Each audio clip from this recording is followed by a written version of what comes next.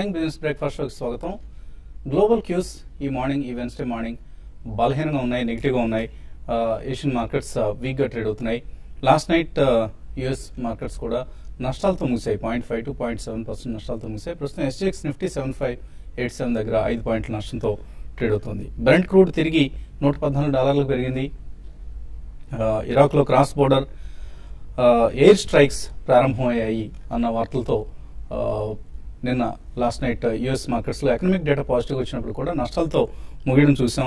ఇదే పరిస్థితి ప్రస్తుతం ఏషియన్ మార్కెట్స్ కూడా సెంటిమెంట్ వీక్గా ఉండడానికి ప్రధాన కారణం చెప్పుకోవచ్చు. బ్రెంట్ క్రూడ్ ఈ నేపథ్యంలో $114 పైన ట్రేడ్ అవుతుంది. $114.18 దగ్గర ట్రేడ్ అవుతుంది. సో ఇది మన మార్కెట్స్ కూడా ఒక నెగిటివ్ పరిణామంగా చెప్పుకోవచ్చు. సో నిన్నటి ర్యాలీ తర్వాత ఇవాళ ఒక స్లైట్లీ వీక్ ఓపెనింగ్ కోసం మార్కెట్ సిద్ధమవుతున్నట్లుగా మనకు కనిపిస్తుంది. ఇది ఎక్స్పైరీ వీక్. రేపటితో జూన్ నెల F&O సిరీస్ క్లోజ్ కాబోతుంది. సో కొంత వోల్టాలిటీ హెచ్గా ఉండే సమయం కూడా ఇది.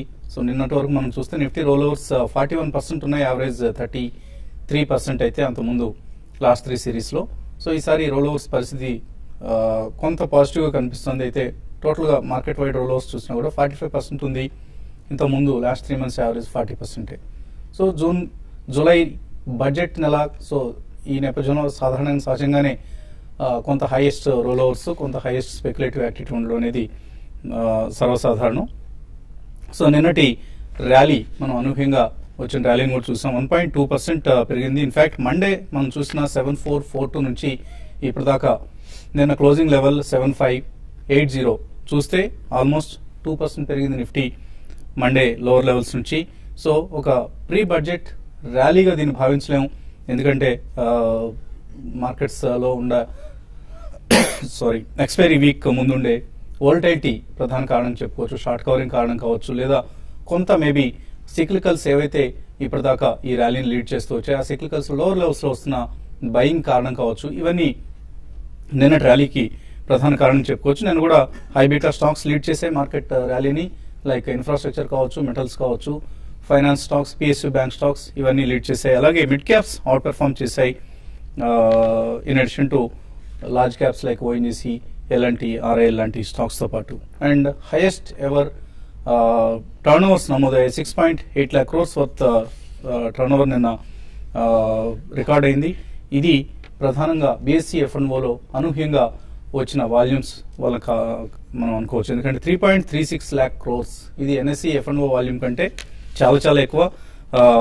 ఇది ఒక అరుదైన విశేషంగా కూడా చెప్పుకోవచ్చు. బీఎస్సీలో లిక్విడిటీ ఎన్హాన్స్మెంట్ ఇన్సెంటివ్ స్కీమ్ దీన్ని స్టార్ట్ చేశారు. ఈ స్కీమ్ వల్లనే ఇటువంటి వాల్యూమ్స్ నమోదయ్యాయని చెప్తున్నారు. మేబీ ఇవాళ కూడా ఇటువంటి ట్రెండే ఒకవేళ మనం చూస్తే బీఎస్సీలో కూడా ఇకపై F&O యాక్టివిటీ భారీగా పెరగనున్నదని అర్థం అన్న పరిస్థితి మనకు అర్థమవుతుంది. అలాగే నిన్నటి ఎఫ్ఐఎస్ బయింగ్ ఫిగర్ చూస్తే 285 crores వర్త్ స్టాక్స్ ను ఎఫ్ఐఎస్ క్యాష్ మార్కెట్లో కొన్నారు. అంటే ఇంత నిన్నటి 330 పాయింట్ల ర్యాలీలో కూడా ఎఫ్ఐఎస్ చాలా స్వల్ప మొత్తంలో మాత్రం కొనుగోలు జరిపారన్న విషయం అర్థమవుతుంది. సో మరికొంతకాలం wait and watch side lines లో ఉండే అవకాశం కనిపిస్తుంది ఎఫ్ఐఎస్. ఎందుకంటే ఓవైపు ప్రీ బడ్జెట్ ఎక్స్పెక్టేషన్స్ కొంత మార్కెట్స్ లో నెలకొంటున్నాయి ఇప్పుడిప్పుడే. అలాగే వీక్ మాన్సూన్, యుఎస్ లో last night sell off and FI flows తగ్గడం, ఇవన్నీ కొంచెం మనకు కాన్షియస్ గా ఉండాలి. ఎగ్జూబరెంట్ గా ఉండాల్సిన పరిస్థితి కాదు ఇది. ఈవెన్ లాంగ్ పొజిషన్స్ క్యారీ చేయొచ్చు, కానీ ఎందుకంటే medium to long term outlook still bullish. Maybe short term concerns అప్పుడప్పుడు ఇరాక్ క్రైసిస్ లాంటివి వెనక్కి నెట్టే ప్రయత్నం చేస్తున్నప్పుడు కూడా బుల్స్ చాలా అగ్రెసివ్ గానే ముందుకు వెళ్లే ప్రయత్నం చేస్తున్నారు. లాంగ్ పొజిషన్స్ నే క్యారీ చేయాల్సిన పరిస్థితి ఇది, సెలెక్టివ్ గా, not all kinds of long positions. అలాగే మోడీ ప్రభుత్వానికి 1 month ముగిసింది. ఒక నెల రోజులైంది కరెక్ట్ గా మోడీ ప్రమాణ స్వీకారం చేసి ఆయన పదవి బాధ్యతలు స్వీకరించి. సో ఈ 1 month పెర్ఫార్మెన్స్ ఒకసారి మనం ఫైనాన్షియల్ మార్కెట్స్ పరంగా చూస్తే ఆయన పొలిటికల్ గా చాలా బోల్డ్ డెసిషన్స్ తీసుకుంటున్నారు. అలాగే ఎకనామిక్ డెసిషన్స్ కూడా ఆయన అగ్రెసివ్ గా తీసుకుంటున్నారు. ఈ పరిస్థితిలో మార్కెట్స్ ఎలా స్పందించాయి మోడీ 1 month పెర్ఫార్మెన్స్ కానీ చూస్తే మన సెన్సెక్స్ లాస్ట్ 1 month లో జూన్ 24th వరకు చూస్తే నిన్న 2.9% పెరిగింది.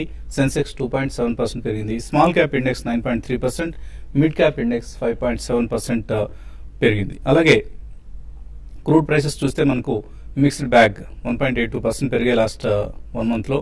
గోల్డ్ 2.5% రేట్ని ఇచ్చింది. అలాగే సిల్వర్ 8.5% రేట్ని ఇచ్చింది.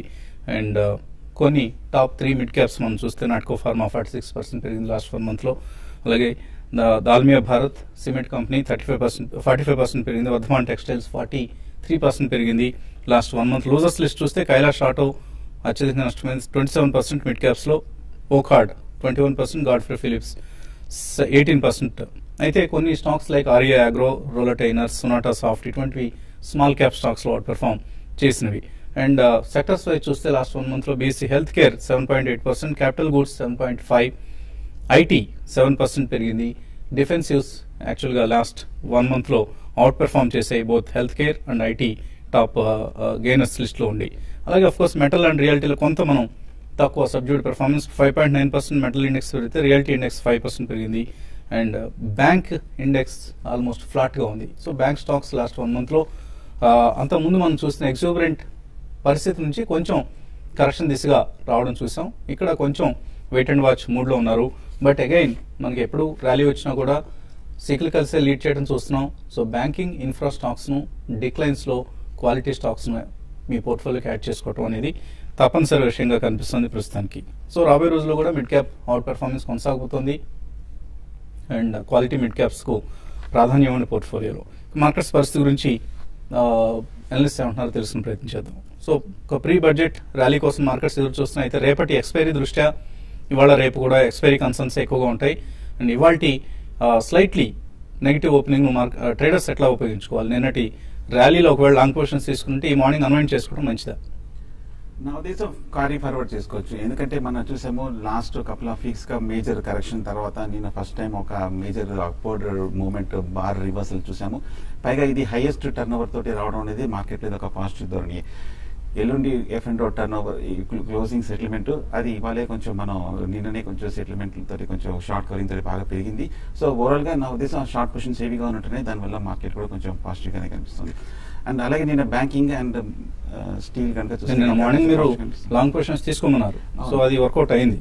అవును. సో వాటిని క్యారీ ఇంకా కంటిన్యూ చేయొచ్చు అంటారు? అదే లాంగ్ పొజిషన్స్ కంటిన్యూ చేయొచ్చండి. ఎందుకంటే నేను ఒక మేజర్ రివర్సల్ లో ఒక బ్రేక్అవుట్ వచ్చింది కాబట్టి ఇవాళ ఒక టెక్నికల్ గా పుల్ బ్యాక్ రియాక్షన్ వచ్చే అవకాశం ఉంది. పైగా మాన్సూన్ కొంచెం వీక్ గా ఉంది నా న్యూస్ రిపోర్ట్స్ రావడంతో కొంచెం కన్సర్న్స్ ఉండవచ్చు. బట్ ఆన్ ద హోల్ ఇంకా బుల్సే అప్పర్ హ్యాండ్ లో ఉన్నట్టు కనిపిస్తుంది. నా ఉద్దేశం వాళ్ళ మార్కెట్ 7,600 పరీక్షించే అవకాశం ఉంది. 7600 పైన కనుక సస్టైన్ అయ్యి దానిపైన క్లోజ్ అయిందంటే మటుకు మార్కెట్ నెక్స్ట్ టార్గెట్ 7700 ఆ తర్వాత అది కూడా బ్రేక్ అయిందంటే కనుక న్యూ హైస్ కి వెళ్ళే అవకాశం ఉంది. లాంగ్ పొజిషన్ ఉందంటే కనుక స్ట్రిక్ట్ గా 7500 కింద స్టాప్ లాస్ పెట్టి హోల్డ్ చేయొచ్చు. అండ్ షార్ట్ పొజిషన్స్ మన కొన్ని వారాలుగా చెప్పినట్టు షార్ట్ పొజిషన్స్ మటుకు పూర్తిగా అవాయిడ్ చేయండి.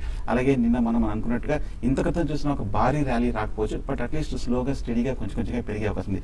బహుశా మార్కెట్ బడ్జెట్ వచ్చే వరకు కొంచెం కాషియస్ అప్ ట్రెండ్ మూడ్ లోనే ఉండే అవకాశం ఉంది. ఆ తర్వాత కనుక ఫర్దర్ డెవలప్మెంట్స్ వచ్చిందంటే కనుక అలాగే ఇందాక చెప్పినట్టు 7700 బ్రేక్ అయిందంటే కనుక మార్కెట్ న్యూ హైస్ లోకి వెళ్ళే అవకాశం ఉంది. సో స్ట్రిక్ట్ గా long positions with strict stop loss పెట్టి హోల్డ్ చేయొచ్చు. సో 7500 7600 లెవెల్ మధ్య కదిలాడే అవకాశం కనిపిస్తుంది నిఫ్టీ పరిస్థితి మనం గమనిస్తే. సో ఇటువంటి ట్రేడర్స్కి ఎటువంటి సలహా ఇస్తున్నారు? ఇప్పుడున్న మార్కెట్లో ఏంటంటే రేంజ్ బౌండ్ మార్కెట్ గా మనం చూస్తున్నాము గత కొన్ని రోజులుగా. అయితే నిన్నటి రోజు మార్కెట్ లో బ్రేక్అవుట్ వచ్చింది. అయితే ఈ బ్రేక్అవుట్ ఇది ఫర్దర్ గా పెరిగే అవకాశం ఉంటుందంటే అంత గట్టిగా చెప్పలేము. ఎందుకంటే మా F&O క్లోజింగ్ కి మన దగ్గరలో ఉన్నామంటే రేపు F&O క్లోజింగ్ ఉంది కాబట్టి మార్కెట్ లో నేను ఒక షార్ట్ కవరింగ్ ర్యాలీ చెప్పొచ్చు. ప్లస్ రోల్ ఓవర్స్ అనేది చాలా అగ్రెసివ్ గా అంటే బడ్జెట్ దృష్టిలో పెట్టుకొని ఈ రోజే నిన్నటి రోజే కొంచెం రోల్ ఓవర్స్ కొంచెం హెవీగా రావడం చూసాము. అది కూడా ఒక కారణం అని చెప్పొచ్చు. దీంతో పాటు గ్లోబల్ మార్కెట్స్ అన్ని కూడా నిన్నటి రోజు చాలా స్ట్రాంగ్ గా ట్రేడ్ అయినాయి. ఈ కారణాలుగా నేను మార్కెట్ పెరిగింది. అయితే ఇక్కడ నుంచి ఏంటంటే పొజిషన్స్ ఈ రోజు రేపటికి పొజిషన్ తీసుకోవాలి అనుకుంటే అది కూడా స్టాక్ స్పెసిఫిక్ గానే ఉండే అవకాశం ఉంటుంది. కొన్ని సెక్టార్స్ లో మాత్రం లైక్ లాస్ట్ 2-3 రోజులుగా వీక్ ఉన్న ఐటీ స్టాక్స్ ఈ రోజు పెరగచ్చు. కాబట్టి ఈ రోజు ట్రేడింగ్ పరంగా చెప్పాలంటే ఇన్ఫోసిస్ ఒకటి 3200 ఆ లెవెల్లో పైన సస్టైన్ అయినప్పుడు దాన్ని బై చేసుకోమంటాను. 3240 3250 ఆ లెవెల్ దాకా పెరగచ్చు. తర్వాత LIC హౌసింగ్ ఫైనాన్స్ ఒకటి కూడా కరెంట్ అవర్స్ లో బై చేసుకోవచ్చు. ఇది కూడా కొంత పెరగడానికి అవకాశం ఉంది. అయితే ఐటీసీ లాంటి స్టాక్ కొంత వీక్ గానే ఉంది. నేను చాలా స్ట్రాంగ్ గా రీబౌండ్ అయినా కూడా పెద్దగా ఈ రోజు అయితే పెద్దగా పెరగకపోవచ్చు. దాన్ని హైయర్ లెవెల్లో సెల్ చేయమని చెప్తాను.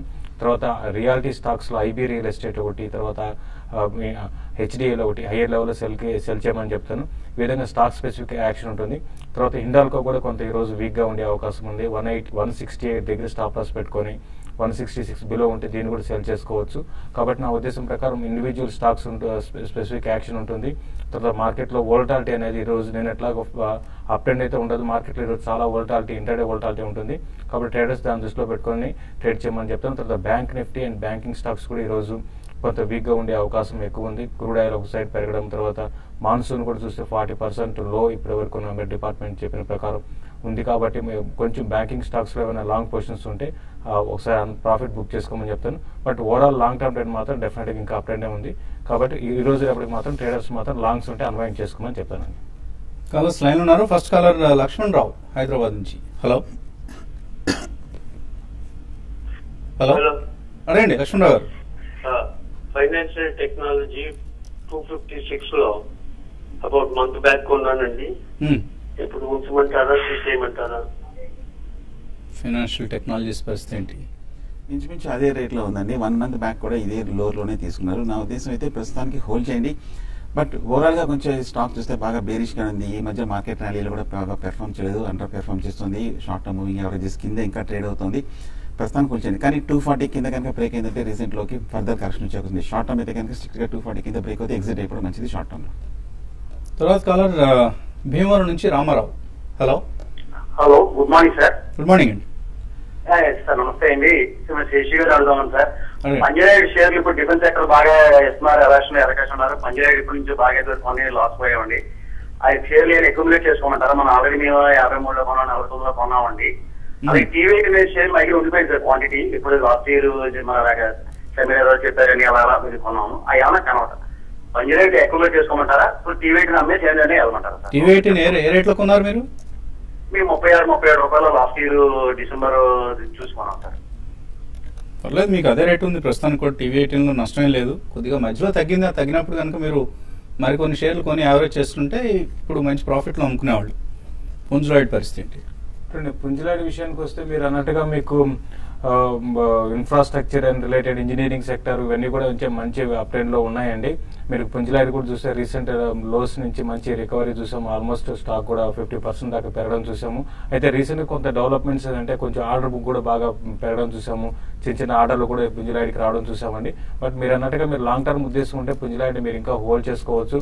మీరు ఆల్రెడీ ఉన్నాయి కాబట్టి అరౌండ్ 85-90 రూపీస్ దాకా పెరగవచ్చు. ఇది డీప్ కరెక్షన్ వచ్చినప్పుడు అయితే వోల్టాలిటీ స్టాక్ అండి, హై బీటా స్టాక్ అని చెప్పొచ్చు ఇది. కాబట్టి దాన్ని దృష్టిలో పెట్టుకోండి. కొంచెం బాగా డీప్ కరెక్షన్ వచ్చినప్పుడు పుంజులాయిడ్లో మీరు ఇన్వెస్ట్ చేయమని చెప్తే టీవీ 18 కూడా మీరు హోల్డ్ చేయండి. లాంగ్ టర్మ్ ట్రెండ్ మాత్రం స్టిల్ రెండింటిలో కూడా అప్ ట్రెండ్ కొనసాగే అవకాశం ఉందండి.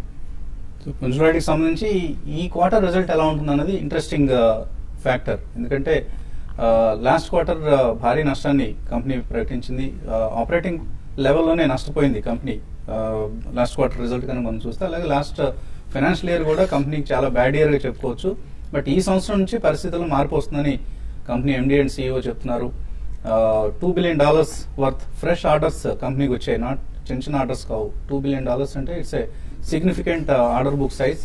సో డెఫినెట్గా పుంజులాయిడ్ని ప్రతి డిక్లైన్లో మీరు యాడ్ చేసుకుంటూ ఉండండి పోర్ట్ఫోలియోకి. మరికొన్ని కాల్స్ తీసుకోబోయే ముందు కాసేపు విరామం.